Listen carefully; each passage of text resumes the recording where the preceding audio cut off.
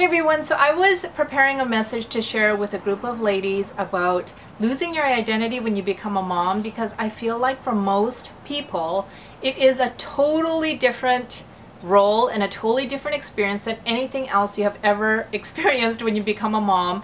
And especially after you have your first baby, I feel like there is a learning process, and I feel like a lot of moms kind of struggle with that transition part of it, feeling like they kind of lost who they are.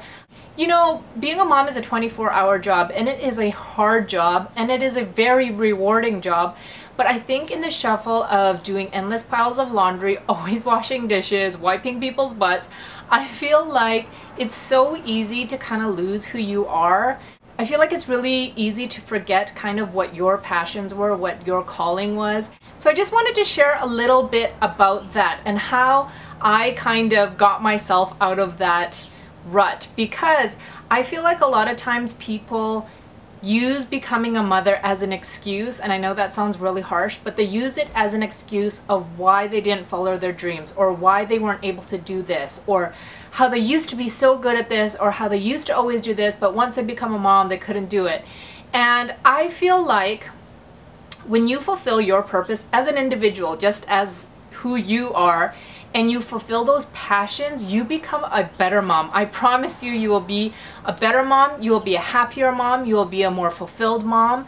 Your partner, your husband, your boyfriend, whoever it is that you are coexisting with will feel happier, they will feel encouraged, they will feel proud of you, because you will have a sense of pride. So I just wanted to share that, because I do feel like as a mom you get sucked into the mundane life of everyday chores, and you have to be very intentional about getting yourself out. So if you don't know what you should be doing, think about the things that made you really excited, that got you, you know, spending wee hours of the morning, you know, working on before you had kids. What are those things that really excited you? You might not be able to do it on the level that you did before you have kids, but I promise you, you can do it on some level. And your kids seeing you do out your passions, it will make them have pride in their mom, but it's gonna make them excited too. For instance, if you always wanted to be a singer, you know, you might not have the time or the ability to go full-fledged, go for a recording artist, but if God gave you that gift of singing, sing your heart out, sing every day. Don't waste a day without singing. Sing to your children. Let them see you enjoy something. You know, and for me, that was something that was really hard, because I feel like a big part of my identity was working and doing things and designing and creating, and all of those things were very long hour jobs. So when I became a mom, I kind of felt like it was all or nothing. If I couldn't do it all and go full-fledged, full force, and be the best that I could be in that area, then I had to choose nothing and just let myself fall by the wayside and not do anything. And that is not true. That is a lie. So you have to recognize that and realize that is a lie. It's not all or nothing. I can do just a little bit. I can do, you know, little things here and there. I can incorporate those passions that I have as an individual into the things I do as a mom, because I feel like, you know, God gave me all these things that I love to do. Why not use them to, you know, infuse into my children? So now I feel like there's too many things.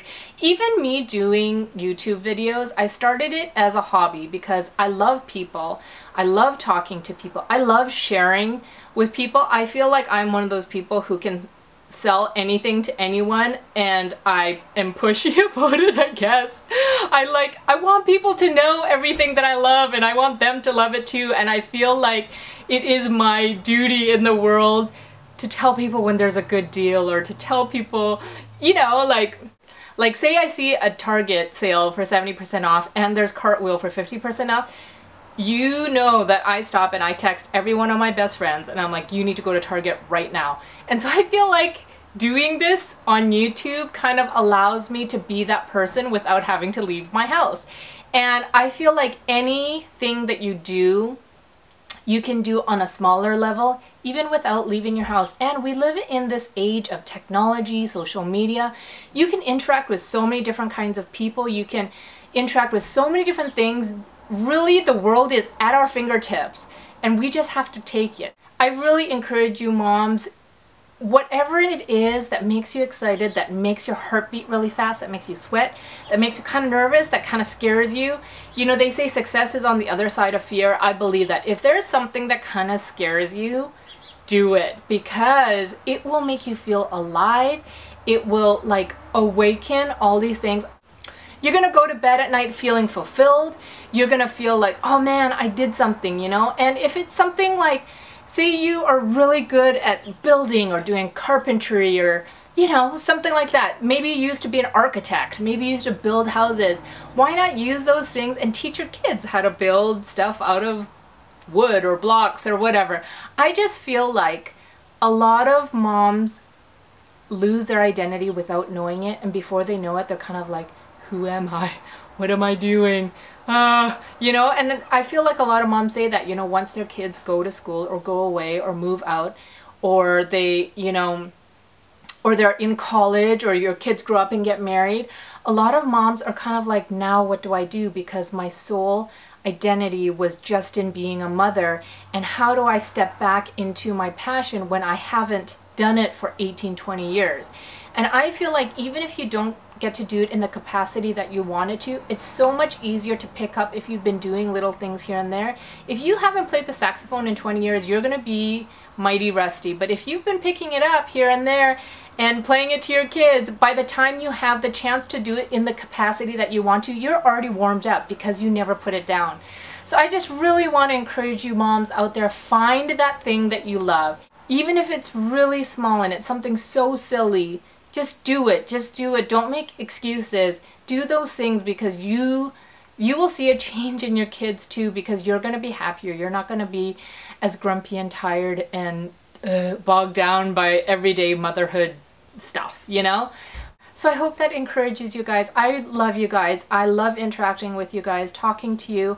I hope that as a mom, you are encouraged today. Wherever you are sitting, you have a special purpose and a special passion and a special calling on your life as an individual, not as a wife, not as a mom, not as a sister, not as a daughter, just you individually. There's something that you can do that nobody else can do. So make sure you find it, make sure you do it, because I promise you, you're gonna go to bed feeling so much better. So find a way to infuse those things that you love in your everyday life, in your everyday chores, in your everyday tasks, and all of a sudden those chores and tasks that seem to be so dreadful before won't seem so dreadful anymore, and you're going to be fulfilling those things inside of you, those desires inside of you that maybe have fallen to the wayside.